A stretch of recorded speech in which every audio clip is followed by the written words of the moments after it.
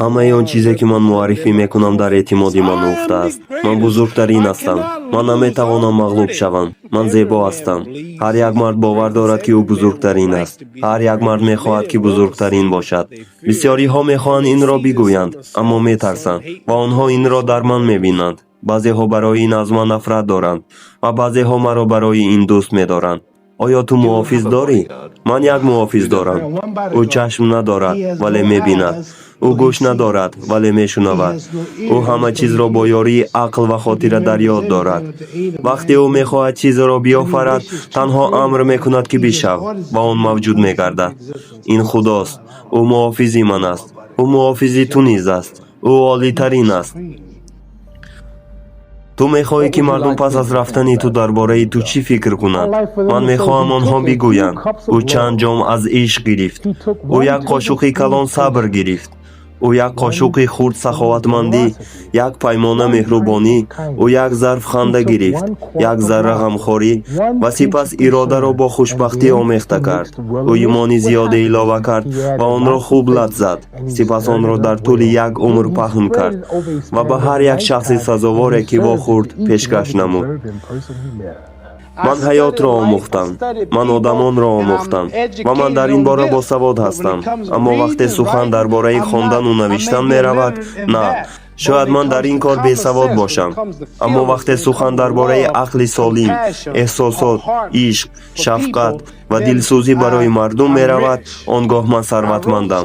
ман як бор чизе навишта будам ки мегӯянд сарвати инсон дар куҷост? сарвати ӯ дар дониши ӯст. зеро агар сарвати ӯ дар бонк бошад ва на дар донишаш, пас ӯ соҳиби он нест, чунки он дар бонк аст. сарвати ман дар дониши ман аст. ман сухангӯи мардуми худ ҳастам ва ман мехоҳам намояндаи мардуми худ бошам. ман намехоҳам намояндаи бад бошам. ман наметавонам кӯр бошам, зеро агар кӯр кӯрро ҳидоят кунад, ҳама ба чоҳ меафтанд. ман мехоҳам дар ҳамин ҷо чизе бигӯям. ин шояд шуморо ба фикр водор кунад. ҳаёт воқеан дароз нест.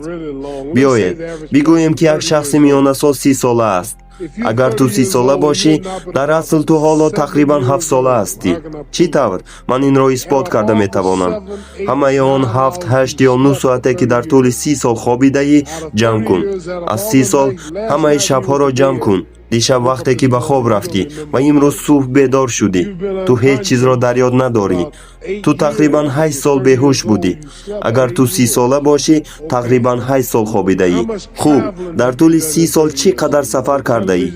аз истгоҳи телевизион то хона, ба кишвари дигар, ба шаҳри дигар, ба мактаб ва калисо. ту эҳтимолан 2 соли ҳаёти худро танҳо барои равуо ба ҷое ки мехостӣ биравӣ сарф кардаӣ.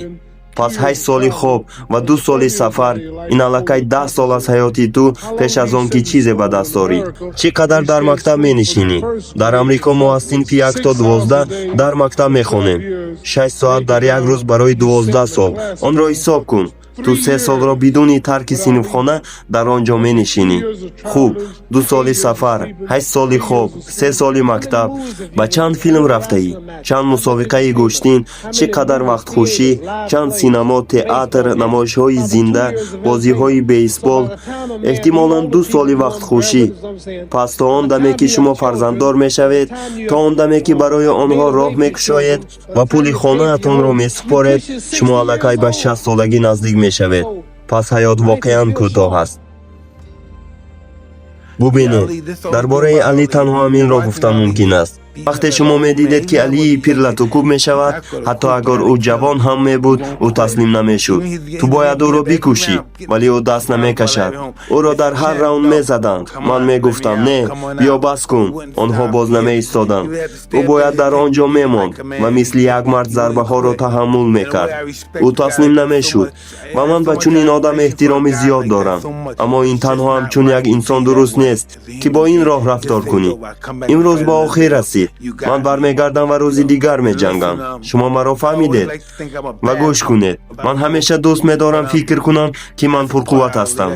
аммо ин як қисми Али аст. ин ҳамон ҷоест ки ӯ аз ман бартарӣ дорад. зеро ман наметавонам мардеро дарк кунам ки воқеан омода аст барои ин кор бимирад. ман гап мезанам, аммо ӯ марди амал аст. چرا این تو را احساساتی میکند؟ آیا این سخن درباره اوست یا رابطه با خودی تو؟ درباره علی یک از این جسته است. هیچ راهی نیست که دیگران با او برابر شوند. او برای این میمیرد. من برای این نمیمیرم. هر کس در حیات مقصد دارد. هر کس تقدیر دارد و دانستن آن تقدیر به هر کس امکان میدهد که آن را اجرا کند. همه چیز در اینجا با مقصد گذاشته شده است. مورچگان، کرگس‌ها، درختان. حیات وقتی آغاز می شود که شخص مقصدی خود را در حیات درک کند. خیلی کم آدمان می دانند که چی طور بهترین مقصد را در حیات خود پیدا کنند. مقصد من تنها قهرمان جهان شدن بود و در عین زمان نگاه داشتن شان و شرف و مردانگی خود. من نمیخواستم مثل امکتان باشم و مردم خود را برای پول سفید پوستان بفروشم. این مقصد من است. تا آخر رفتن، در ورزش پاک بودن، تماکو و نوشاکی های اسپریتی را تبلیغ نکردن و با مردم خود ماندن. من به جهان تعلق دارم اما همیشه سیاه پوست میمانم. بار من مغرور شدم و فکر کردم که مهارت خودم مرا در قله نگاه می‌دارد. خدا مرا جزا داد. او در جنگ دوم جاغ مرا شکست و مرا به زمین افکند. آن وقت فهمیدم که من آنقدر هم بزرگ نبودم. من باید نه تنها از جهت جسمانی بلکه از جهت روحانی نیز خود را به دست می‌آوردم. برای این جنگ من در طول 4 ماه 5 وقت نماز خواندم و اگر الله با من باشد هیچ کس نمیتواند غالب آید، زیرا من خدا را معرفی میکنم و برای آزادی مردم خود مبارزه میبرم. من میخواهم آن مرد باشم که برای سفید پوستان نگاه کرده حقیقت را میگوید و شهرت خود را برای کمک به برادران کم بضاعتش صرف میکند. من حیات خود را به خیریه و متحد کردن آدمان میبخشم. آدمان یکدیگر را به خاطر دین بمباران میکنند. جهان به صلح نیاز دارد. ما همه به زودی میمیریم. حتی اگر ما 250 سال زندگی کنیم هم عاقبت به آخر میرسیم. ما در روی زمین تنها تقریبا 80 سال داریم. این یک امتحان است تا ببینیم که جای ما در بهشت خواهد بود یا دوزخ. بدنی تو پیر می شود، دندانهایت می ریزند و مویهایت سفید می شوند، اما روح و جان تو هیچگاه نمی میرد. بدنی تو تنها یک منزل برای روحی توست. خدا ما را امتحان می کند که ما با هم چگونه رفتار می کنیم. چیزهای مادی نمی مانند. پادشاهان و ملکه ها همه مردند. ما صاحب هیچ چیز نیستیم. ما تنها امانت داریم. مهمترین چیز این است که پس از مرگ چی می شود.